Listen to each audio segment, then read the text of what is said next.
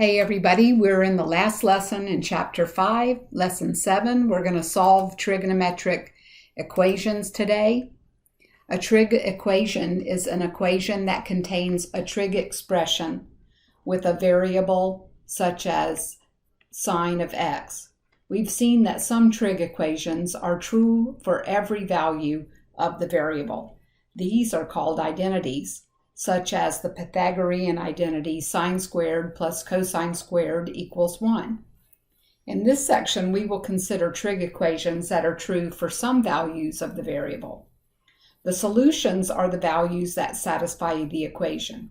However, there are trig equations that have no solution. So we will begin by finding solutions for just one revolution on the interval from 0 to 2 pi, and then we'll expand to find the general solutions of these equations. Some of the techniques you'll want to use or to think about are collecting like terms, square root method, factoring, a quadratic type, multiple angles, general solutions, and inverse functions. So let's think about solving graphically to begin with. We want to know where the sine of any angle is a half. And I'm going to change my scale here. I want this first line to be a half, and then this second line to be 1. So this first line would be negative a half, and this second line would be negative 1. Because we want to look at where the sine function is 1/2. So there's the graph of y equals 1/2. Now graphically, the sine function passes through the origin and has an intercept, a max, an intercept, a min, and an intercept on the first cycle. So at 0, pi, and 2 pi, we have 0 values for sine. But at pi over 2, there's a maximum, and at 3 pi over 2, there's a minimum. So our sine function looks something like this. If I can draw that smooth curve right through there. And it continues on from there. So likewise, it goes backwards. We have a maximum, an intercept, a minimum, and an intercept, and a maximum, and an intercept. Okay? So it continues on. And everywhere the red line and the blue graph intercept, that's a solution to that equation. So theta equals a half has an infinite number of solutions with every coterminal angle at pi over 6 and at 5 pi over 6. So every time we pass a multiple of pi over 6 or 5 pi over 6, there's another pi over 6. This is another 5 pi over 6, or a multiple of that. So we could say theta is 1/2, has infinite solutions,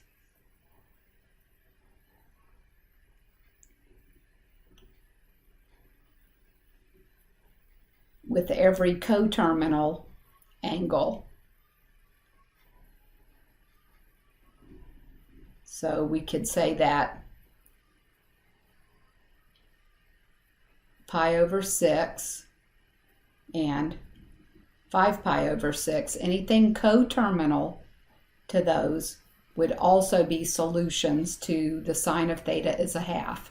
So you could think of it as theta is 1/2. Theta is, not 1/2, is pi over 6 plus 2 pi n, a general solution. And theta is 5 pi over 6 plus 2 pi n,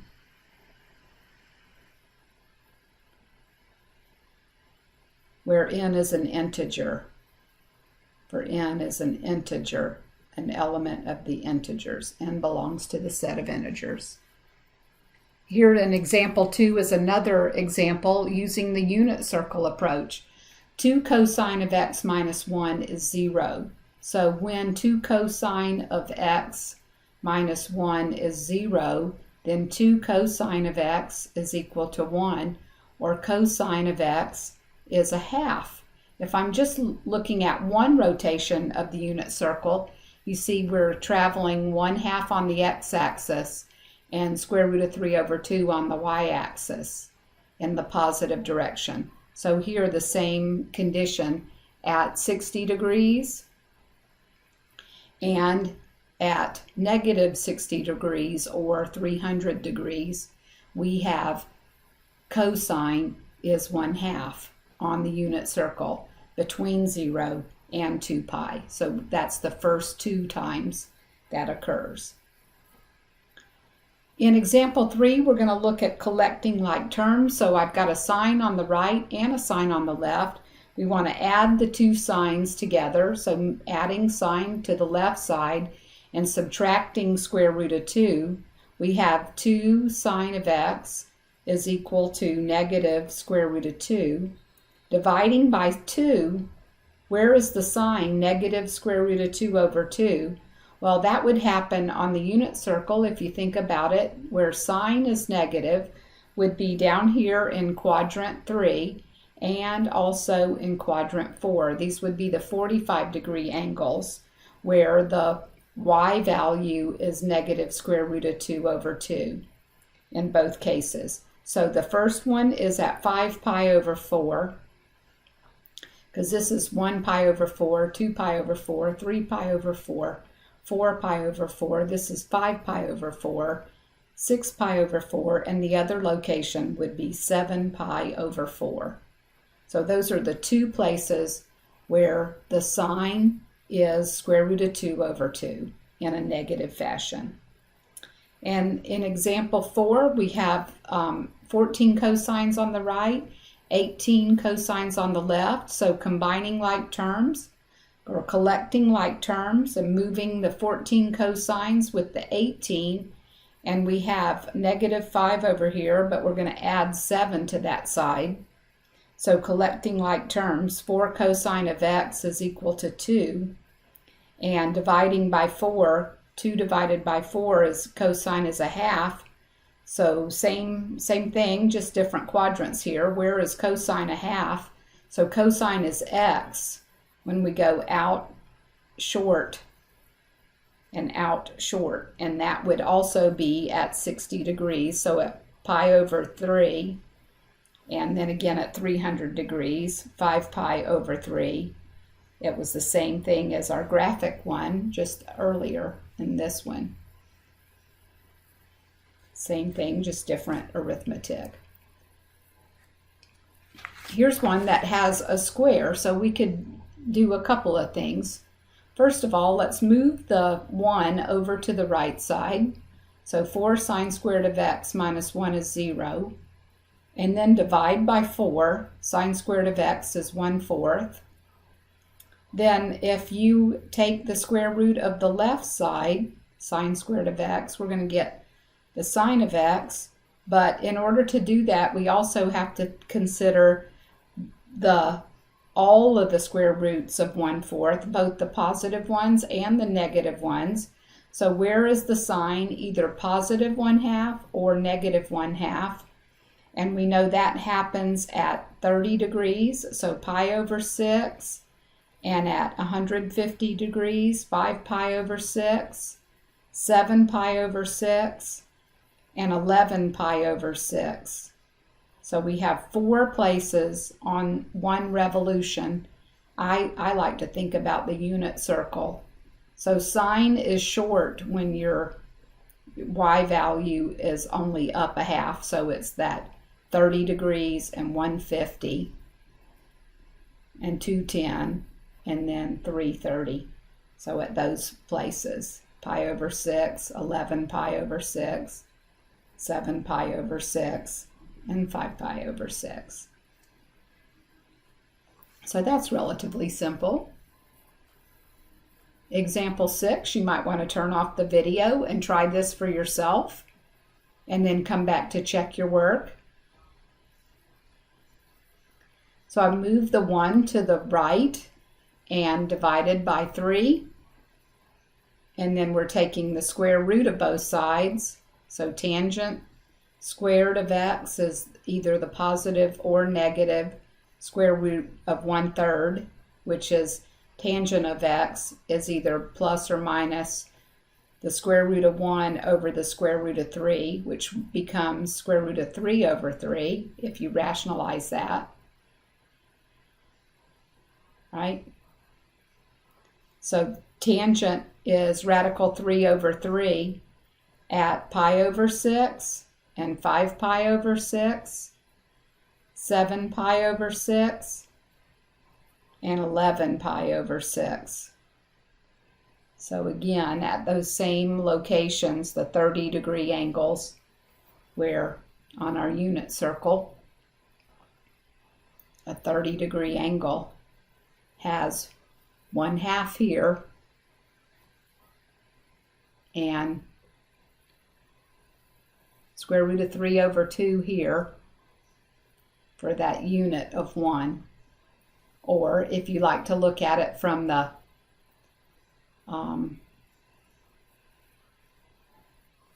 geometry way, 30, 60, 90, this is 1, square root of 3, and 2. So tangent is 1 over radical 3. Tangent is opposite to adjacent. So this opposite to adjacent is our 30-degree angle. And these are all 30-degree marks. So whatever approach works for you, whether you memorize them or you see them from the unit circle point, or you use the famous triangles. Let's see, 2 sine x cosine x minus sine x. Do you see the common term between the difference is sine of x? We could factor out the sine of x from 2 cosine of x minus 1, and then we have 2 factors whose product is 0. So when is the first factor 0? And when is the second factor 0? So solving for the first factor, sine of x is 0 at 0 and pi, if we limit ourselves to 1 rotation. And the second factor, we're going to solve for cosine. So cosine of x is 1/2 at pi over 3 and 5 pi over 3. So quadrant 1 and quadrant 4. So we have 4 solutions that work in this particular case. Now, making the problems a little more difficult, these are quadratic types, and in the first one, we have cotangent and cosine, and we want to convert all of that to, I don't know, let's see, let's get cotangent. Let's first set the equation equal to 0 and see what this looks like. So we move the 2 cotangent, and then we have a difference with cotangent as a common factor. So we can factor out cotangent, and cosine squared theta minus 2 is our remaining factor. So using the 0 product property, where is cotangent 0? That would happen where tangent is undefined. So that would be at 90 degrees, or pi over 2, and 3 pi over 2. And then the other one is a little bit more complicated. So cosine squared of theta minus 2 is 0. When is the cosine squared of theta equal to 2? So taking the square root of the left and the positive or negative square root of 2 on the right, we have a little bit of a problem because cosine of theta can't be bigger than 1, and the square root of 2 is about 1.41. So this factor gives me no valid solutions, and I only have 2 solutions that work. Example 9, similar.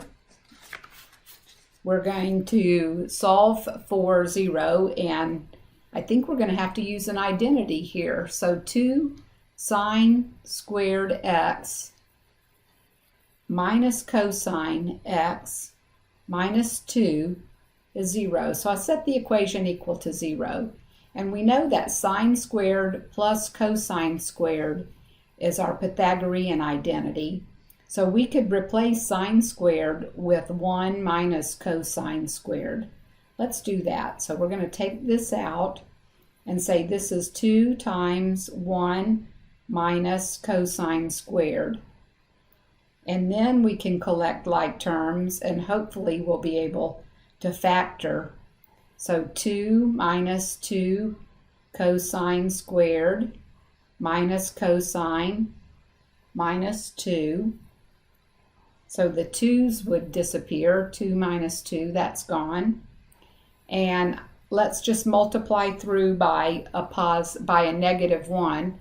So 2 cosine squared plus cosine is equal to 0. And then factor out a cosine to give us 2 cosine plus 1. And back to using the zero product property. When is the cosine of x 0? That happens at pi over 2 and 3 pi over 2. So we have two solutions there. And when is 2 cosine x plus 1 equals 0? That happens when the cosine is negative 1/2. And we're going to find those values in quadrant 2 at 2 pi over 3 and quadrant 3 at 4 pi over 3. So we have 4 valid solutions for that particular equation. And here we have another one that's a quadratic type. So I see that if we put 2 sine of x in our first set of parentheses and sine of x in our second set of parentheses, since our constant is 1 and our middle term is negative, we could get a negative 2 and a positive 1 to add up to this negative term in the middle here. Give us that negative sign. And a positive 1 times a negative 1 will give us the negative 1 on the end. So setting each factor equal to 0, we could be able to find all of the solutions for our problem. So 2 sine of x plus 1 is 0. When sine is negative 1/2, that's going to be at 7 pi over 6 and 11 pi over 6. And sine of x minus 1 is equal to 0. When sine is 1, that only happens at 90 degrees, so we have pi over 2 for that solution. So you got that? Turn off the video and try number 11 for yourself. So in this case, I want 3 cosine of x minus 2 as one factor and 2 cosine of x plus 1 as another factor. So when is 3 cosine of x minus 2 equal to 0? That would happen when cosine is 2/3. So if you got that far, you may not have known where to go from here. But if we take the cosine inverse of both sides, we can solve x as the cosine inverse of 2/3 using our calculator. So on my calculator, let's go see where that is. Where's the cosine 2/3? This becomes a little tricky. So cosine inverse, the angle where cosine is 2/3. Oop, what did I do? Got something wrong there. Uh-oh. Ah!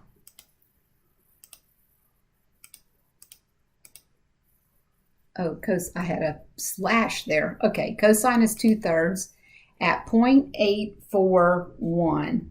Okay, so we got 0.841.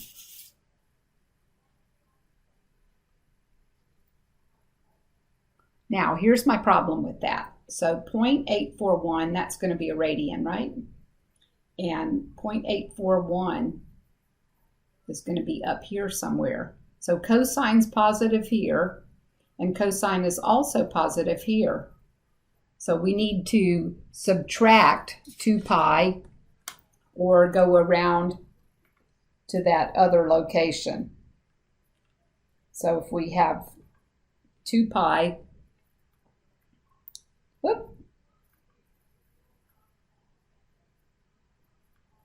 2 pi minus 841, 2 pi minus 0.841, that's 5.442. So I'm thinking about it this way. Let's see. Whoop. Well, things aren't cooperating here. Okay.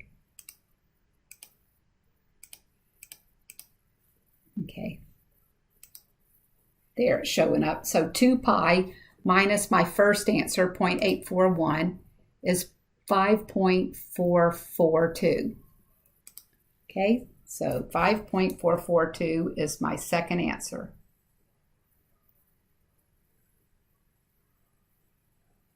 And the reason that happened is we want to go x is 0.841 and up. So this answer, we want to go x is 2/3 up 1, 0.841.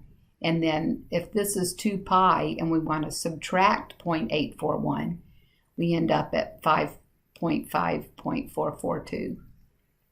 These are radian answers. These are in radians, not doing degrees. And this one, the second factor, 2 cosine of x plus 1, that one we don't need a calculator for. 2 cosine x plus 1 is 0. When cosine of x is negative 1/2, and that would be at 2 pi over 3 and at 4 pi over 3. So I have radian answers here, and these are radian answers as well. So 4 different places on the unit circle where that happens to work out. And then our last examples here. This is on example 12 on 0 to 360. My notes say 0 to 360. So we're going to convert this to 0 to 360 degrees. Where's the tangent of 2x equal to the square root of 3? So first of all, we want to think if the angle is 2x, then we want to multiply by 2 on 0 and 360 to get a new domain. And then think about when is 2x equal to square root of 3?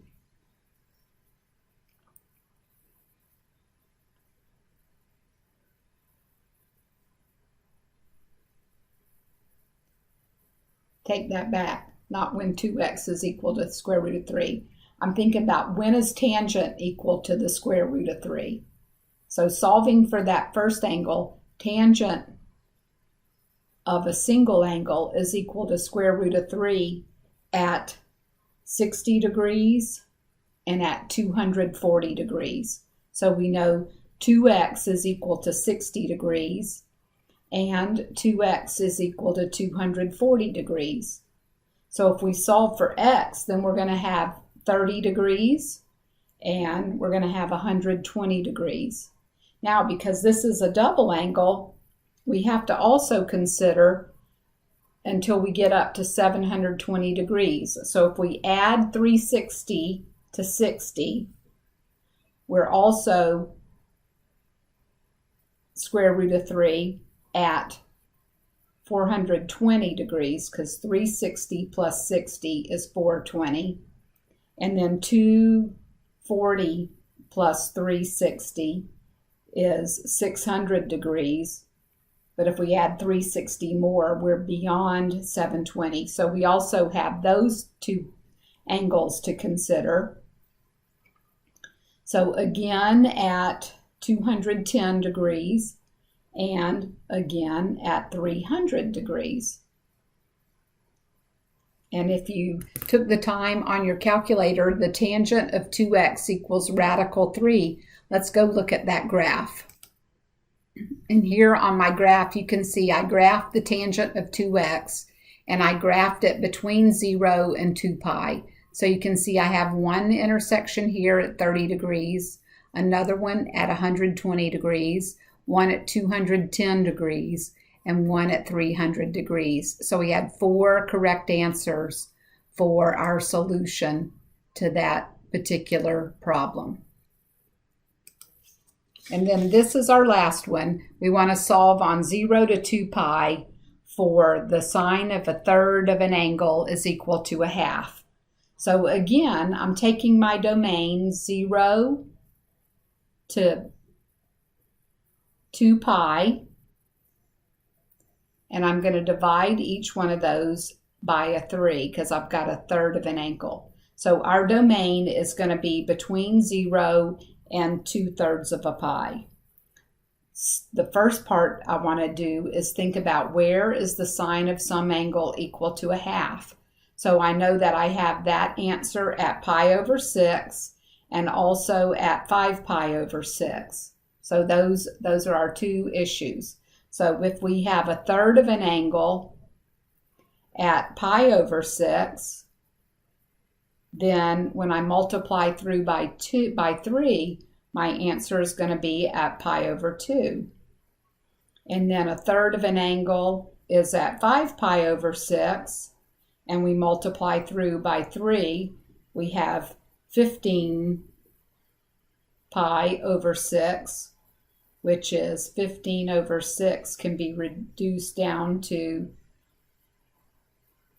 not dividing by 5, by 3, can be reduced down to 5 halves, so 5 pi over 2. But that's not right because I'm restricted on my domain up here to 2/3, and 5 pi over 2 is outside of my domain in order to keep this correct for one revolution from 0 to 2 pi. On a third of an angle, we only have one place at pi over 2 where that solution is valid. And that, my friends, is the end of Unit 5, Analytic Trigonometry. Hope you do well on your test. See you next chapter.